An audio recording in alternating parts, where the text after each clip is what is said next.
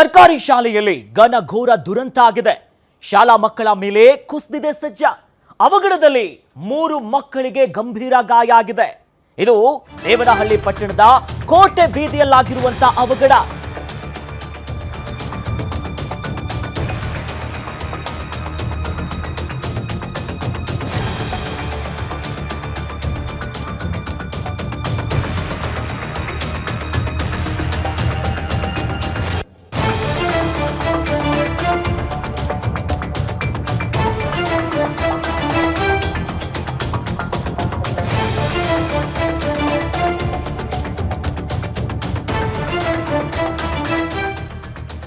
ಸರ್ಕಾರಿ ಶಾಲೆಯಲ್ಲಿ ಘನಘೋರ ದುರಂತ ಆಗಿದೆ. ಶಾಲಾ ಮಕ್ಕಳ ಮೇಲೆ ಕುಸಿದು ಬಿದ್ದಿದೆ ಸಜ್ಜ. ಇನ್ನು ಈ ಅವಘಡದಲ್ಲಿ 3 ಮಕ್ಕಳಿಗೆ ಗಂಭೀರ ಗಾಯ ಆಗಿದೆ. ದೇವನಹಳ್ಳಿ ಪಟ್ಟಣದ ಕೋಟೆ ಬೀದಿಯಲ್ಲಿ ಸರ್ಕಾರಿ ಶಾಲೆಯಲ್ಲಾಗಿರುವಂತಹ ದುರಂತ ಇದು. ಭುವನ್ 7 ವರ್ಷ, ದರ್ಶನ್ 14 ವರ್ಷ, ಕುಮಾರ್ 15 ವರ್ಷ ಗಂಭೀರವಾಗಿ ಗಾಯ ಆಗಿರುವಂತಹ ಮಕ್ಕಳು. ಮೃತ್ಯು ಕೋಪದಿಂದ ಜಸ್ಟ್ ಮಿಸ್ ಆಗಿದ್ದಾರೆ ಹಲವು ವಿದ್ಯಾರ್ಥಿಗಳು.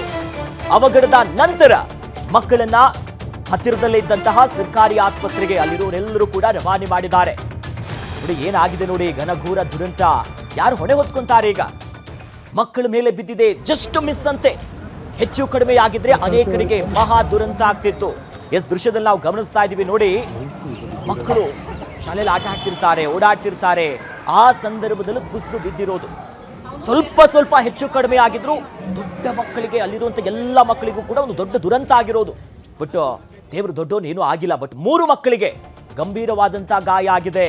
ದೃಶ್ಯದಲ್ಲಿ ಗಮನಿಸಿ ನೋಡಿ, ಆ ಮಗು ತಲೆಗೂ ಬ್ಯಾಂಡೇಜ್ ಹಾಕಿದ್ದಾರೆ. ಮಕ್ಕಳ ಸ್ಥಿತಿ ಗಂಭೀರವಾಗಿದೆ. ಸಣ್ಣ ಮಕ್ಕಳು, ಪುಟ್ಪುಟಾಣಿ ಮಕ್ಕಳು, ವಿದ್ಯಾರ್ಥಿಗಳು, ಬಡ ಮಕ್ಕಳು ಸರ್ಕಾರಿ ಶಾಲೆಯಲ್ಲಿ ಇರ್ತಾರೆ. ಹೆಚ್ಚು ಕಡಿಮೆ ಆದ್ರೆ ಯಾರು ಜವಾಬ್ದಾರಿ ವಹಿಸ್ಕೊಂತಾರೆ? ಕಟ್ಟಡದ ಹೊರಭಾಗ ಇರುವಂತಹ ಕಿಟಕಿ ಸಜ್ಜ ಕುಸಿದು ಆಟ ಆಡುವಂತಹ ಸಂದರ್ಭದಲ್ಲಿ ಮಕ್ಕಳಿಗೆ ಸ್ವಲ್ಪ ಹೇಟ್ ಆಗಿದೆ. ದರ್ಶನ್ ಅಂತ ಒಂದು ಹುಡುಗ ಎಡಗಾಲ್ ಫ್ರಾಕ್ಚರ್ ಆಗಿದೆ.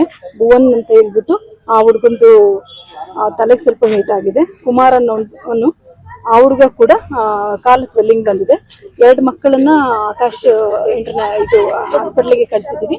ಇನ್ನ ಒಂದು ಮಗುನ ಕುಮಾರ್ ಅನ್ನೋಂಥ ಹುಡುಗನು ಮತ್ತೆ ಭುವನ್ ಅನ್ನೋ ಹುಡುಗನ ಬೌರಿಗೆ ಕಳಿಸಿದೀವಿ. ಬೌರಿಗಿಂದ ಈಗ ಲೀಡರ್ ಎಷ್ಟು ಖರ್ಚಾದ್ರೂ ಪರವಾಗಿಲ್ಲ, ಹಾಸ್ಮಾಟ್ಗೆ ಕಳಿಸಿ ಅಂತ ಹೇಳ್ಬಿಟ್ಟು ಬೈಪಾಧ್ಯಕ್ಷ ಶಾಂತಕುಮಾರ್ ಸರ್ ಹೇಳಿರೋದ್ರಿಂದ ಹಾಸ್ಮಾಟ್ಗೆ ಕಳಿಸಲಾಗಿದೆ. ಮತ್ತೆ ಈ ಒಂದು ಹುಡುಗ ದರ್ಶನ್ ಅನ್ನುವಂತಹ ಹುಡುಗನ ಪೇರೆಂಟ್ಸ್ ಒಪ್ಪಿಗೆ ಮೇರೆಗೆ ಆಕಾಶ್ ಶಾಲೆಗೆ 2016 ಕಟ್ಟಿರುವಂತ ಕಟ್ಟಡ. ಇಷ್ಟು ಬೇಗ ಬೀಳೋದಕ್ಕೆ ಕಾರಣ ಏನು? ಅದೇ ಟೆಕ್ನಿಕಲ್ ಆಗಿ ಇಂಜಿನಿಯರ್ಸ್ ಹೇಳ್ಬೇಕು. ಟೆಕ್ನಿಕಲ್ ಆಗಿ ಇಂಜಿನಿಯರ್ಸ್ ಹೇಳ್ಬೇಕು. ಎಷ್ಟನೇ ಕ್ಲಾಸ್ ಮೇಡಮ್ ಓದ್ತಾ ಇದ್ರು ದರ್ಶನ್? ಇದು ಇನ್ನು ಇಷ್ಟೇ ನೇಮು, ತಂದೆ ತಾಯಿ ಹೆಸರು ಮಾತ್ರ ತಗೊಂಡೆ ನಾನು. ಫೋನ್ಸ್ ಒಂದೇ ಸಮ ಬರ್ತಾ ಇತ್ತು ಈ ಘಟನೆ ಬಗ್ಗೆ. ಹಾಗಾಗಿ ತರಗತಿಗಳನ್ನು ತಗೊಂಡಿಲ್ಲ. HM ಇದ್ದಾರೆ, ನಾನು ಕೇಳಿ 9 ವರ್ಷ ಆಗಿದೆ ಸ್ಕೂಲ್ ಕಟ್ಟಡ ಕಟ್ಟಿ. ಒಂದು ದುರಂತ ಅಂತಂದ್ರೆ, ಈಗ ಮಧ್ಯಾಹ್ನ ಊಟ ಲಂಚ್ ಟೈಮಲ್ಲಿ ಮಕ್ಕಳು ಎಲ್ಲ ಗೌರ್ಮೆಂಟ್ ಶಾಲೆ ಮಕ್ಕಳು, ಎಲ್ಲ ಬಡತನದಲ್ಲಿ ಬಂದಿರೋ ಮಕ್ಕಳು, ತಂದೆ ತಾಯಿ ಎಲ್ಲ ಕಷ್ಟ ಬಿದ್ದು ಮಕ್ಕಳನ್ನ, ನಮ್ಮ ಮಕ್ಕಳು ಎಲ್ಲ ಗೌರ್ಮೆಂಟ್ ಶಾಲೆಯಲ್ಲಿ ಓದ್ಲಿ ಅಂತ ಕಳಿಸ್ತಾರೆ. ಇಲ್ಲಿ ಶಾಲೆ ಕಟ್ಟಡ ಇದು ಮಾಡಿರೋದ್ರಿಂದ ಅವ್ರ ಮಕ್ಕಳಿಗೆ ತುಂಬಾ ಏಟಾಗಿದೆ. ಇದು ಕಟ್ಟಡ ಸರಿಯಾಗಿ ನಿರ್ಮಾಣ ಮಾಡಿಲ್ಲ. ಎಷ್ಟು ಮಕ್ಕಳಿಗೆ ಏಟಾಗಿದೆ? 3 ಜನ ಮಕ್ಕಳಿಗೆ, ಎಲ್ಲ ಬಡತನದಲ್ಲಿ ಬಂದಿರೋ ಮಕ್ಕಳೇ. ಎಲ್ಲ ನಮ್ಮ ಮಕ್ಕಳು ಚೆನ್ನಾಗಿಲ್ಲ ಅಂದ್ಬಿಟ್ಟು ಕೂಲಿ ಮಾಡಿ ಕಳಿಸ್ತಾರೆ. ಈ ಥರ ಸರ್ಕಾರಿ ಶಾಲೆಯಲ್ಲಿ ಈ ಥರ ಒಂದು ಇದಾಗ್ತದೆ ಅಂತಂದ್ರೆ ಭಾರಿ ಒಂದು ಇವತ್ತಿನ ಇದಾಗಿದೆ. ಇಲ್ಲೇ ಸಹ ಅದು ಏನಂದ್ರೆ, ಅದೃಷ್ಟ ಅಂದ್ರೆ ಯಾರು ಇರ್ಲಿಲ್ಲ ಆ ಟೈಮಲ್ಲಿ, ಬೀಳ್ಬೇಕಾದ್ರೆ ಯಾರು ಇರ್ಲಿಲ್ಲ. ಈ ಸಜ್ಜಗಳೆಲ್ಲ ಇದೇ ರೀತಿ ಕಟ್ಟಿರೋದು? ಎಲ್ಲ ಪ್ರತಿಯೊಂದು ಎಲ್ಲ ನೋಡಿ, ನೀವೇ ನೋಡ್ತಾ ಇದ್ರೆ ಎಲ್ಲ ಸ್ಕ್ರಾಚಸ್ ಬಿಟ್ಟಿದೆ, ಎಲ್ಲ ಕ್ರಾಕ್ ಬಿಟ್ಟಿದೆ. ಯಾವ್ದು ಅಷ್ಟೇ ಒಂದ್ ಬಾಗ್ಲಾಗಿರ್ಬೋದು, ಯಾವ್ದು ನೀಟಾಗಿ ರೆಡಿ ಮಾಡಿಲ್ಲ.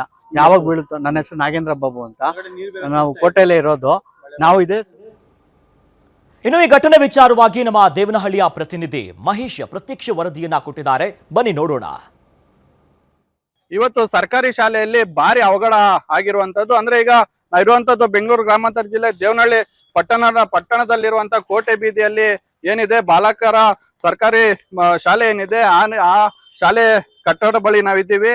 ಏನು ಮಕ್ಕಳು ಮಧ್ಯಾಹ್ನದ ಊಟದ ವಿರಾಮದ ನಂತರ ಏನು ಸ್ವಲ್ಪ ಆಟ ಆಡ್ಲಿಕ್ಕೆ ಬಂದಂತ ಸಮಯದಲ್ಲಿ ಏನ್ ಈ ಕಟ್ಟಡ ಏನಿದೆ, ಈ ಕಟ್ಟಡದ ಸರ್ಜಾ ಏಕಾಏಕಿ ಮಕ್ಕಳ ಮೇಲೆ ಬಿದ್ದು ಭಾರಿ ಅವಘಡ ಸೃಷ್ಟಿಯಾಗಿರುವಂತದ್ದು. ಅಂದ್ರೆ ಮಧ್ಯಾಹ್ನದ ವೇಳೆಗೆ ಬಂದಂತ ಮಕ್ಕಳು ಇಲ್ಲಿ ಅಂದ್ರೆ ನಾವು ದೃಶ್ಯಗಳೆಲ್ಲ ಸಹ ನೋಡ್ತಾ ಇರ್ಬೋದು. ಗೋಡೆಗೆ ಏನೋ ಕ್ರಿಕೆಟ್ ಆಡೋ ನಿಟ್ಟಿನಲ್ಲಿ ಏನು ವಿಕೆಟ್ ಅನ್ನೋ ಚಿತ್ರವನ್ನ ಸಹ ಬರ್ದಿರುವಂತದ್ದು.